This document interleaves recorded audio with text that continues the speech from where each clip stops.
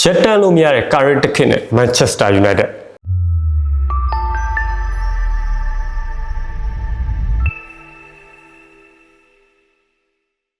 အားလုံးပဲမင်္ဂလာပါ The Soccer Space ရဲ့ Football Channel နဲ့ပြန်လည်ပြီးတော့ကြိုဆိုလိုက်ပါတယ်ဒီတစ်ပတ် Premier League ရဲ့ပွဲစဉ်28မှာတော့ Manchester United အသင်းနဲ့ Crystal Palace အသင်းတို့ရဲ့ပွဲပြီးသုံးသက်ချက်ကိုကျွန်တော်နဲ့အတူတူကြည့်လိုက်ကြအောင်ဗျပွဲချိန်4မိနစ်မှာရရှိခဲ့တဲ့တောင်းခံပေါ်ကတစ်ဆင့် Palace နောက်ခံလူ Mason ကခေါင်းတိုက်ကိုတွင်းယူသွားခဲ့ရကြောင်း United အသင်းအနေနဲ့ပထမပိုင်းမှာအတော်လေးရုန်းကန်ခဲ့ရတယ်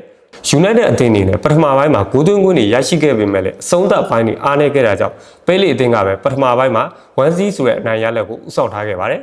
ဒုတိယပိုင်း56မိနစ်အရောက်မှာတော့ဒီပွဲစဉ်ရဲ့အဓိကကျတဲ့အလှည့်ပြောင်းတစ်ခုကစတင်ပြီးတော့ဖြစ်ပေါ်ခဲ့တယ်ဒီပွဲစဉ်ရဲ့အဓိကကျတဲ့အလှည့်ပြောင်းကဘာလဲဆိုရင် Palace နောက်ခံလူ Mason ကမန်ယူကစားသမားဖြစ်တဲ့ကိုညာကို penalty area ထဲမှာအင်ကြီးလှမ်းဆွဲခဲ့တာကြောင့်BR ပြန်ကြည့်တဲ့အခါမှာအနီကတ်နဲ့ထွက်ခွာခဲ့ရပြီးမန်ယူနဲ့တဲ့အသင်းအနေနဲ့ penalty ခွင့်ရရရှိသွားခဲ့ပါတယ်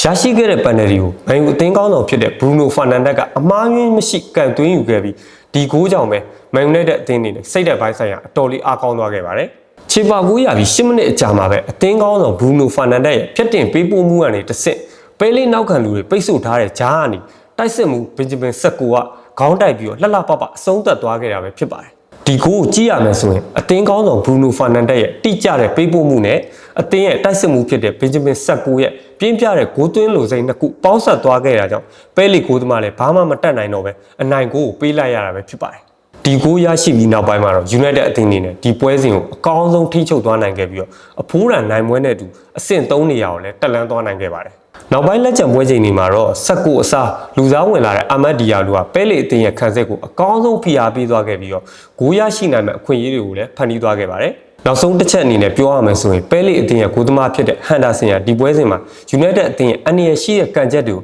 အကောင်းဆုံးပိတ်ဆို့ထားနိုင်ခဲ့တာကြောင့်ဒီပွဲစဉ်ကအတော်လေးရင်ခုန်စရာကောင်းခဲ့ပါတယ်သူ့ရဲ့လက်စွမ်းပြကာကွယ်မှုတွေတောင်မရှိခဲ့ရင် United အသင်းအနေနဲ့ဒီထက်ပိုပြီးဂိုးအများကြီးရရှိနိုင်မယ်လို့ကျွန်တော်တို့ထင်မိပါတယ်ညီကုန်းချုပ်သုံးသက်ချက်အနေနဲ့ပြောရမယ်ဆိုရင်ဒီနိုင်ပွဲကြောင့် United ဟာအဆင့်3နေရာကိုရောက်ရှိသွားခဲ့တယ်ဒီပွဲစဉ်မှာဆိုရင် Bruno Fernandes နဲ့ Casemiro တို့ရဲ့ကွင်းလယ်ကိုစိုးမိုးမှု Sesko ရဲ့စုံးသက်တေချာမှုတွေက United ကိုအဖိုးရန်နိုင်ပွဲစီကိုဖော်ဆောင်သွားစေခဲ့တာပဲဖြစ်ပါတယ်ကဲ